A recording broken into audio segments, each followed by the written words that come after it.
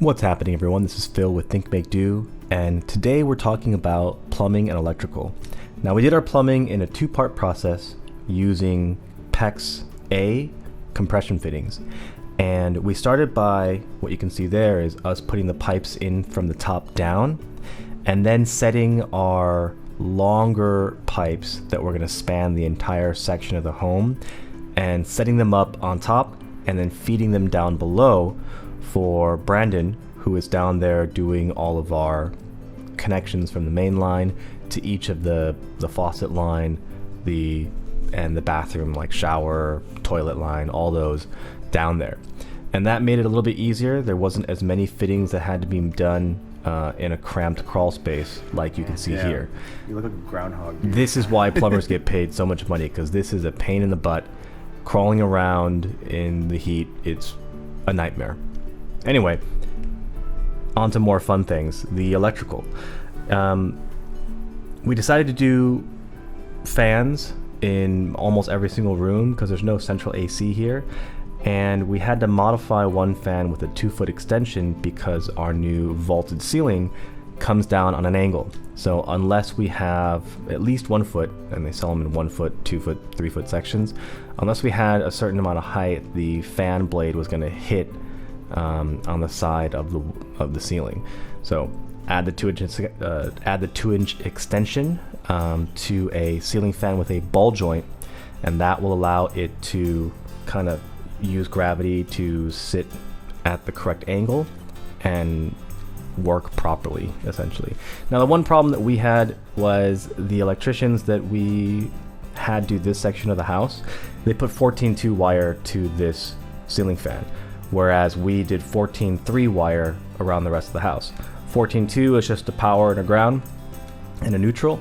14.3 has an extra power wire for you to do, dual control of, say, a light and a fan. That's unfortunate because this is like a centerpiece fan in the living room, and it would be nice to have that dual control, but we didn't get it, so whatever. You move on with life and you figure out the next one. The chandelier on the other side of the living room was a little bit different.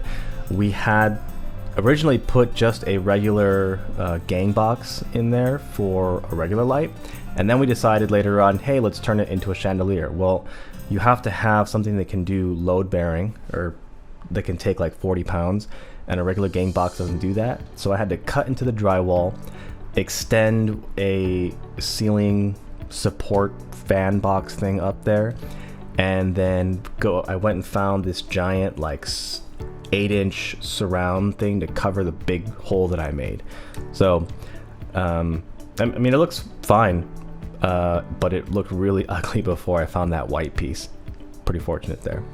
The rest of the afternoon we spent wiring in all of our smoke detectors. Now, our smoke detectors are daisy chained one from the other, and that's using 14-3 wire. So that extra power wire is what will trigger, and all the smoke alarms will set off all throughout the house when one of them triggers. And that's kind of why you do centralized electrical or for smoke detectors. Anyway, we went pretty cheap on the lighting. These are essentially the cheapest dome flush mount light kits you can get from Home Depot, and I think they're like $22 or $23 each. They get the job done. We weren't trying to be too fancy. I have one LED flush mount light in the pantry because we had some weird stuff going on up there, but other than that, we used the cheapest stuff we could find. The ceiling fans we used in all the rooms, they are a low, medium, and high speed fan setting. Again, we use 14.3 wire, so we have a dual switch at the entrance of each room, and so that's kind of nice. But there's only one, I guess, socket for a light, and the light is not very strong. I might have to switch those out. There's 60-watt bulbs that I got, but I'll have to find something that gives more lumen light output because it doesn't light up the room well enough, essentially, and that's a little unfortunate. And then we moved on to all of our electrical sockets.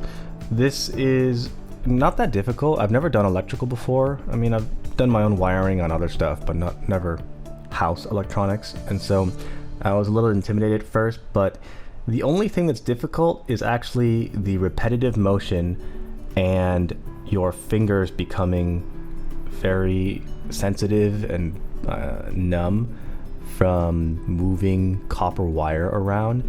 It's a very brittle material. Well, I guess brittle's the wrong word.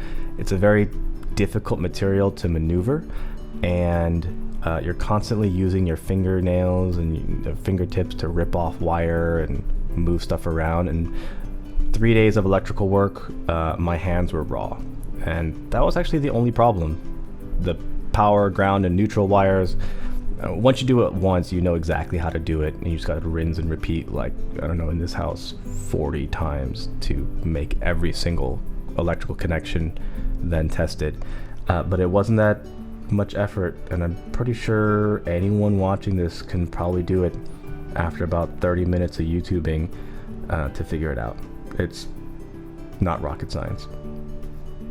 What is super satisfying is when you get to the very end, you test all your electrical and all the lights turn on, and that's a magical moment.